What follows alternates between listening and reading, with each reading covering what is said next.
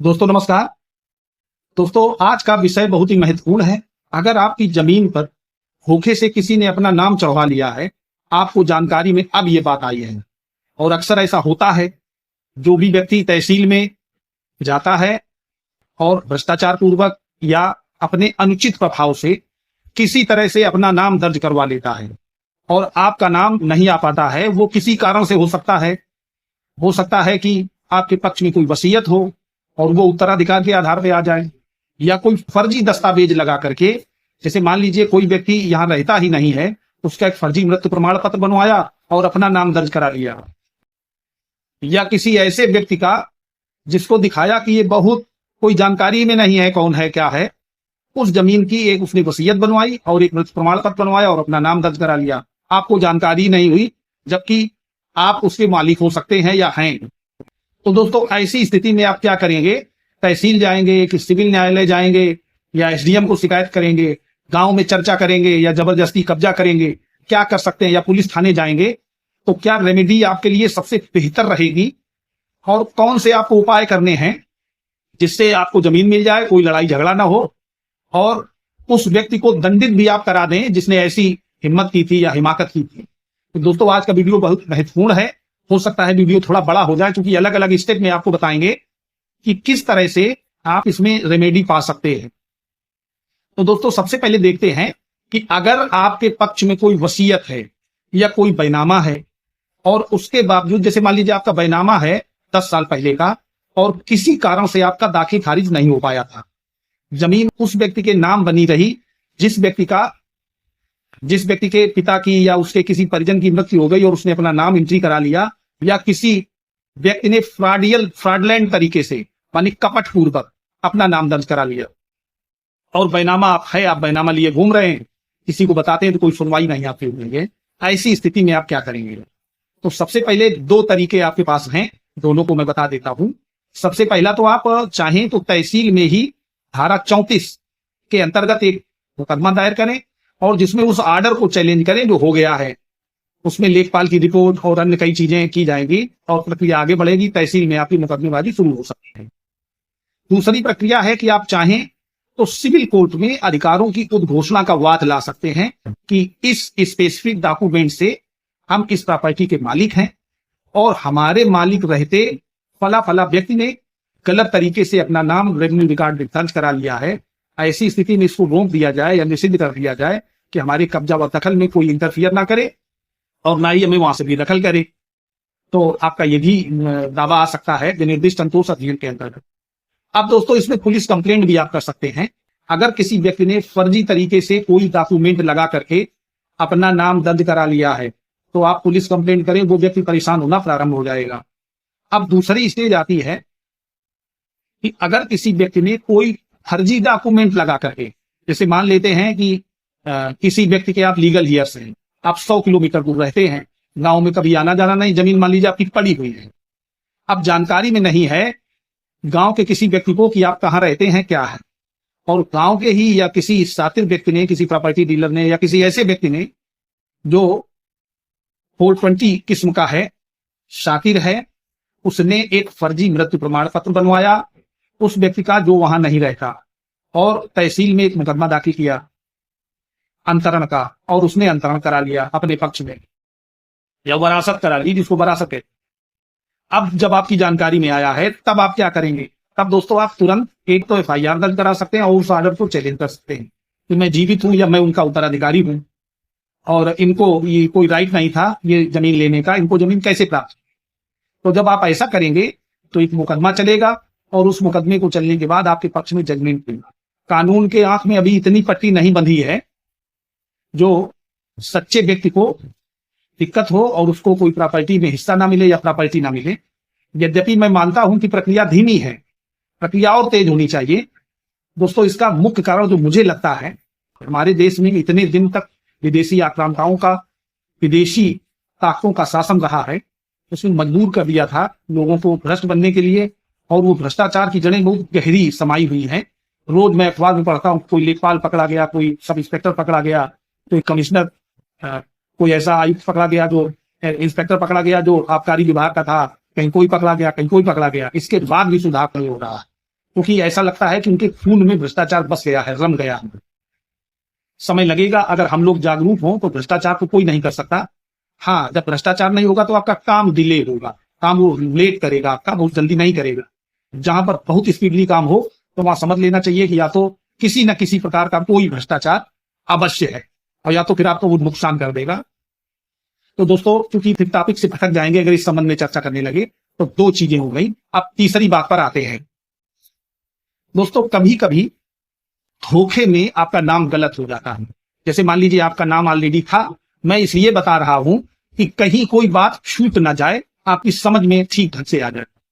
पुरानी खतौनी में आपका नाम सही है, क्योंकि प्रत्येक 5 वर्ष में जो भी खतौनी है वो चेंज होती है। खतौनी का मतलब होता है कि ऐसा रिकॉर्ड जिसमें संपूर्ण जमीन का, एक निश्चित एरिया की संपूर्ण जमीन का मालिक का नाम, खेत का नंबर, खेत का क्षेत्रफल और उस खेत के कौन कौन मालिक हैं, उस पर कितना वार्षिक लगान जाता है, सारा विवरण दिया होता है। तो वो जब 5 वर्षों में चेंज होती हैं, म्यूटेट होती हैं, तो उनका चेंज होने में कभी कभी क्लर्कियल या टाइपोग्राफिकल कंप्यूटर से मिस्टेक हो सकती है। उस मिस्टेक को भी दूर किया जा सकता है।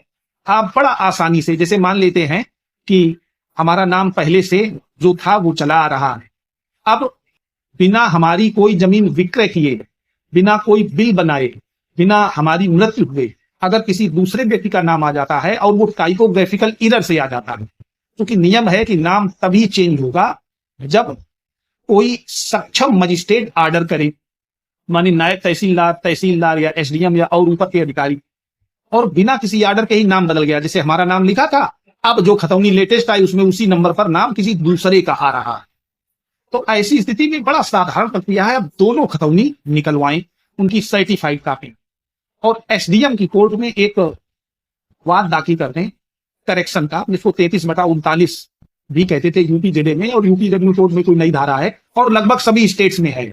उस धारा के पीछे ना जाए, कंप्यूटर में भी आप सर्च कर सकते हैं या लोकल में किसी एडवोकेट से पूछ सकते हैं। तो करेक्शन का एक एप्लीकेशन विद एफिडेविट के कि हमारा ये नाम है, ये एग्रीकल्चरल लैंड जिसके स्वामी हैं, और स्वामी इससे पूर्व में भी थे, हमारी ना तो मृत्यु हुई है, ना हमने किसी को बिल लिखी है, और ना ही हमने इस जमीन का कोई विक्रय किया है। बिना बिल, बिना विक्रय या बिना मृत्यु के हमारे नाम के स्थान पर इनका नाम दर्ज हो गया है, जो कि टाइपोग्राफिकल एरर है या मानवीय भूल है। इसको हिंदी में कह सकते हैं मानवीय भूल, क्योंकि कोई भी मानव भूल कर सकता है, चाहे जितना टैलेंटेड हो, और मानवीय भूल से बहुत घटनाएं हो जाती हैं। कभी कभी रेलवे में देखा होगा कि रेलवे क्रॉसिंग नहीं बंद हो पाती है, लोग निकल रहे हैं, उसी समय कोई ट्रेन आ गई, हम लोग गाड़ी चलाते हैं, एक्सीडेंट मानवीय भूल से भी हो जाते हैं। तो मानवीय भूल हो सकती है, इस गलती को सुधार लिया जाए, और एक नोटिस इश्यू होता है उस व्यक्ति के नाम जिसका नाम है, ग्राम सभा के नाम, वो व्यक्ति आकर के क्लेरिफाई करे उसका नाम कैसे आ गया। तो अगर वो क्लेरिफाई करता है तो आप एक एफआईआर भी लिखवा सकते हैं उसके विरुद्ध। अगर वो कहता है कि नहीं नहीं हमने, हमारा इस तरीके से आ गया, हमारा नाम जो है सही है, तो आप वो हवाला दे सकते हैं कि बिना किसी बिल के, बिना किसी सेल डीड के, बिना किसी गिफ्ट डीड के इसका नाम कैसे आ गया। इनके खिलाफ प्रथम सूचना रिपोर्ट दर्ज कराई जाए। इसने अपना नाम भ्रष्टाचार पूर्वक इसमें अंकित करा लिया है। इसमें और जो भी लोग जुड़े हुए हैं उस पर प्राइमरी इंक्वायरी चेकअप कर ली जाए। तो वैसे भी लोग कह देते हैं साहब हमसे कोई लेना देना नहीं है, तो आपका नाम बदस्तूर फिर आ जाएगा और आपकी जमीन चलने लगेगी। ये सब महीने 1.5 महीने की नॉर्मल प्रक्रिया है, इसमें कोई बहुत ज्यादा लूज होल्स नहीं होते हैं। अब आ जाते हैं कि अगर कोई ऐसा मामला है जिसमें मान लीजिए 2 वसीयतें हैं, एक आपकी है और एक कोई और लिए घूम रहा है, और आप जब तक संभले उसने ले दे करके अपना नाम रेवेन्यू रिकॉर्ड में दर्ज करा लिया, खतौनी में दर्ज करा लिया, या सेल डीड है, एक आपके पास है एक उसके पास है, आपके पास रजिस्टर्ड है वो अनरजिस्टर्ड लिए घूम रहा है, या दोनों की स्थितियां कुछ भी चेंजमेंट हो सकती हैं। तो ऐसी स्थिति में दोस्तों आप सिविल कोर्ट में धारा 34 स्पेसिफिक रिलीफ एक्ट के अंतर्गत मामला ला सकते हैं। इसमें भी उद्घोषणा होती है कि हमारा नाम, इस संपत्ति के हम मालिक हैं, ये उद्घोषणा कर दी जाए। और जब ये उद्घोषणा हो जाती है तो उस उद्घोषणा के आधार पर आप रेवेन्यू अथॉरिटी में अपना नाम दर्ज करा सकते हैं। क्योंकि सिविल कोर्ट को ये पावर नहीं है कि वो यहां से एक उद्घोषणा करे कि इनका नाम रेवेन्यू रिकॉर्ड में दर्ज कर दिया जाए। आपका रेवेन्यू रिकॉर्ड में दर्ज करने का दायित्व जो है वो रेवेन्यू ऑफिसर का है, सिविल कोर्ट का नहीं है। लेकिन जब सिविल कोर्ट आपको मालिक घोषित कर देगा, केवल रेवेन्यू रिकॉर्ड से आप मालिक नहीं हो जाते हैं, ये तो है, लेकिन जब सिविल कोर्ट आपको मालिक घोषित कर देगा तो चूंकि आप मालिक हैं तो आपका ही नाम रेवेन्यू रिकॉर्ड में होना चाहिए, तब आप वहां नॉर्मल प्रोसेस है उससे अपना नाम दर्ज करा सकते हैं।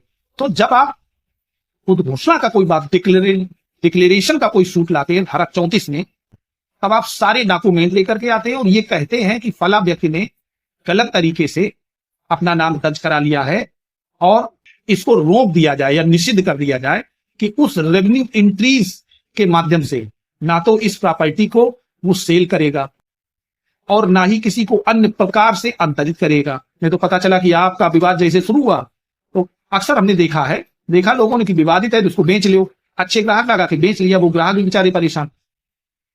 या घर में ही किसी को बैनामा कर दिया तो फ्रेश हो गई और फ्रेश होकर नई सेल डीड आ गई, उस सेल डीड के आधार पर किसी तीसरे को बेच दिया। ज्यादातर जमीनें विवादित ही बिक रही। और वैसे भी खोटा सिक्का बाजार में सबसे पहले चलता है, मैं अपने पहले वीडियो भी बता चुका हूं। ये अर्थशास्त्र का एक सिद्धांत है, अगर आपके पास काफी रुपए हैं और उसमें से 2-3 नोट फटे हुए हैं और आपको कहीं पैसे खर्च करने हैं तो सबसे पहले आप फटा हुआ नोट चलाएंगे। ऐसे ही प्रॉपर्टी में है, आपके पास 4 प्रॉपर्टी है, एक प्रॉपर्टी डिस्प्यूटेड है या आपको सही नहीं लग रही है, जाने में दिक्कत होती है, उसके रेट अच्छे नहीं बढ़ रहे हैं, तो सबसे पहले आप उसी का सेल करेंगे, उसको बेच देंगे। तो इस रजिस्ट्रेशन के साथ में आप दावा दाखिल करेंगे और उस दावे की मन से आप लड़ेंगे। जब आप मन से लड़ेंगे तो आपको विजय प्राप्त। आप मन से लड़ेंगे, सिविल सूट की पूरी प्रक्रिया मैं इससे पहले किसी वीडियो में बता चुका हूं, आप लोग उसको देख सकते हैं। और कतई घबराए नहीं हो, आपका केस बहुत अच्छा जाएगा। आपके पक्ष में अगर कोई बैनामा है, क्योंकि बैनामा हमेशा पहले का मान्य होता है और वसीयत अंतिम मान्य होती है। लिखा भी जाता है कि ये मेरी अंतिम वसीयत है, इसके पूर्व मैंने किसी को कोई वसीयत नहीं की, अगर की होती है तो उसको उसी वसीयत में शून्य कर देते, कह देते इससे पूर्व में मैं फला फला को वसीयत की थी, उसको आज मैं समाप्त करता हूं या वापस लेता हूं। तो दोस्तों, अगर कोई प्रॉपर्टी इस तरीके की है जो 2 बैनामे, 2 वसीयतें, 2 दान पत्र या इस तरीके का कोई है, या हिस्से से ज्यादा बेच दिया, पता चला कि उसका राइट नहीं बनता है, कोई बैनामा बनवाए घूम रहा है, उसी आधार पर दाखिल खारिज भी करा लिया, तो इन सब चीजों के लिए आप सिविल कोर्ट में डिक्लेरेशन का सूट ला सकते हैं।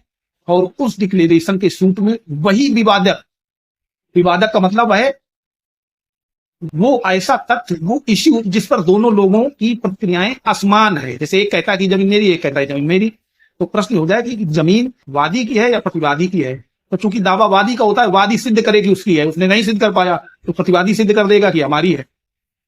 तो दोस्तों, जो भी विवादक है, वो विवादक जो दाखिल खारिज के माध्यम से या रॉन्ग एंट्री के माध्यम से आ गया है तहसील में, उसको यहां आप डिस्क्लोज कर सकते हैं, बता सकते हैं और उसको डिस्पोज करा सकते हैं। तो जब यहां डिस्पोज हो जाएगा तो बाद में रेवेन्यू रिकॉर्ड में भी आपका नाम बड़ा आसानी से आ जाएगा।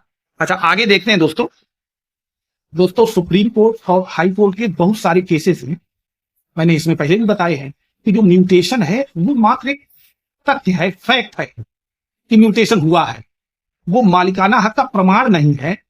सुप्रीम कोर्ट ने भी कहा है कि सिविल कोर्ट को मालिकाना हक तय करने का अधिकार है, पावर है। आप केवल म्यूटेशन कराए घूम रहे हैं अपने पक्ष में और कह रहे हैं कि मालिक हैं, तो केवल म्यूटेशन से आप मालिक नहीं हो जाते। तो अगर आपके विपक्षी ने, विरोधी ने कोई म्यूटेशन करा भी लिया है, आप कतई घबराएं नहीं, घबराने की कोई आवश्यकता नहीं है। अब दोस्तों, इसमें यद्यपि कोई साइटेशन बहुत ज्यादा बताने की आवश्यकता नहीं है, लेकिन फिर भी मैं कुछ बिंदु छूट गए हैं, उनके बारे में भी डिस्कस कर लेता हूं आपसे। दोस्तों, अगर कोई मालिकाना हक का विवाद है तो आप सिविल कोर्ट जरूर आए। अगर कोई फर्जी दस्तावेज बने, कोई फोर्ज डॉक्यूमेंट लगा करके कोई नाम अपना दर्ज करा लिया गया है, तब भी आप सिविल कोर्ट आ सकते हैं।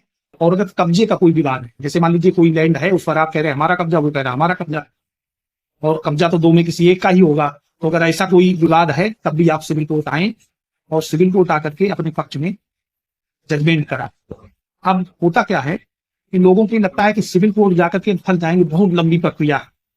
लेकिन अगर आपके साथ कोई धोखा हो गया है, ऐसी स्थिति बन गई है